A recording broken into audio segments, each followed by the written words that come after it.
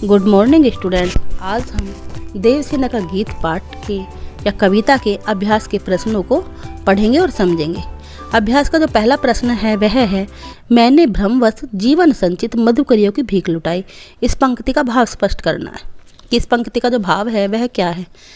तो इसका उत्तर होगा बच्चों, देवसेना अपने जीवन पर दृष्टि डालते हुए अपने अनुभवों को अर्जित और उन दुखी क्षणों को याद करती है और कहती है कि मैंने अपने जीवन में जो भी कुछ इकट्ठा किया था वह सारी पूंजी भ्रम में पड़कर लुटा दी।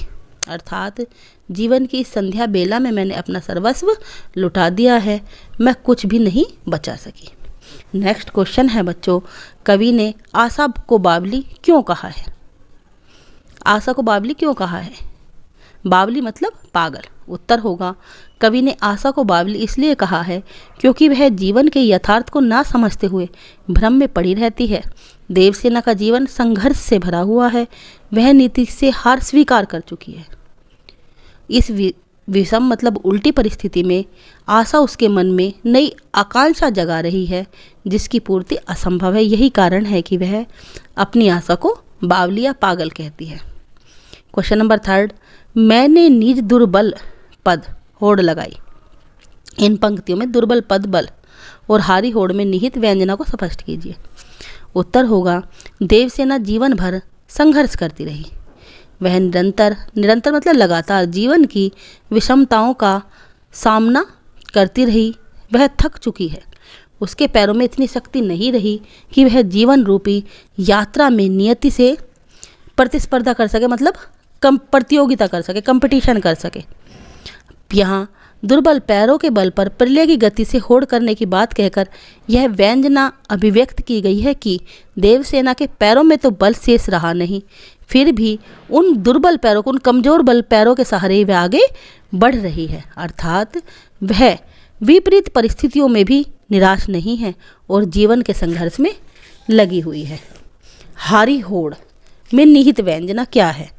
हारी होड़ में जो निहित व्यंजना है बच्चों, उसका अर्थ है देवसेना उसके जीवन रथ पर चढ़कर चल रहे प्रलय से हारी होड़ लगा रही है, प्रलय विनाश।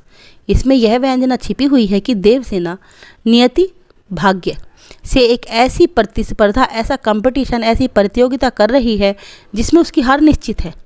यद्यपि उस होड़ का परिणाम, उसका जो रिजल्ट है वह उसे पहले से ही पता है, फिर भी वह इस प्रतिस्पर्धा से बाहर नहीं हो रही बल्कि उस संघर्ष में अपनी पूरी शक्ति लगाकर आगे बढ़ रही है। अब काव्य सौंदर्य, क्वेश्चन नंबर 4 है, शर्मित स्वपन की मधुमाया तान उठाए। उत्तर होगा, यह इसका जो काव्य सौंदर्य होगा वह होगा, कवि यहाँ मार्मिकता से देवसेना की व्यथा कह रहा है। देवसेना अपने जीवन के आखिर में अपने जीवन के दर्द भरे क्षणों को याद करती है कि बड़ी मुश्किल से संजोए हुए सपनों की मीठी माया के घने वन की ठंडी छाह में सोते हुए उसे आधी रात के विहाग की तान सुनाकर किसने जगा दिया। अर्थात जीवन की शाम में वह अपनी यौवन अवस्था की गलतियों को याद करके पछता रही है।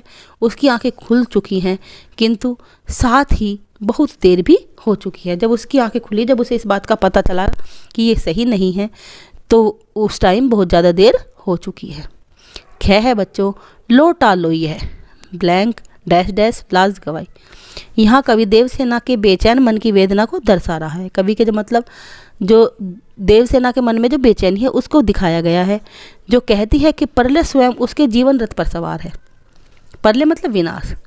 वह अपनी कमजोरी और निश्चित हार के बावजूद प्रलय से जूझ रही है। उसे पता है कि मेरी हार निश्चित है, मैं इस प्रतियोगिता में नहीं टिक पाऊंगी, लेकिन वह फिर भी इस कंपटीशन में टिकने की पूरा प्रयास करती है।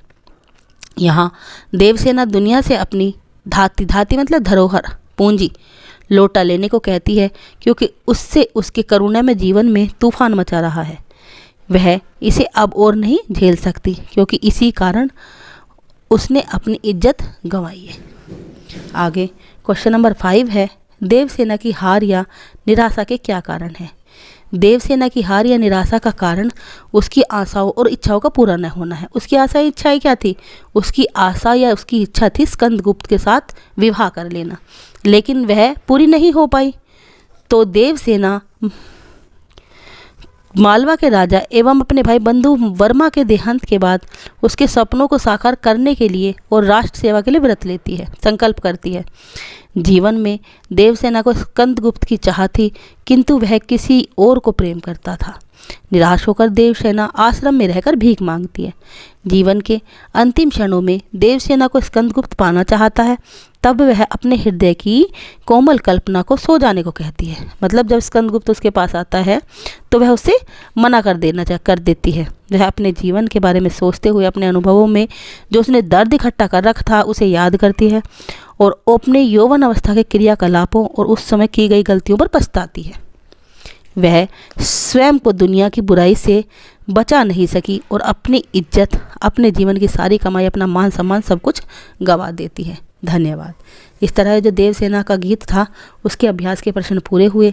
अब हम आगे अभ्यास के प्रश्न करेंगे कार्नेलिया के गीत के।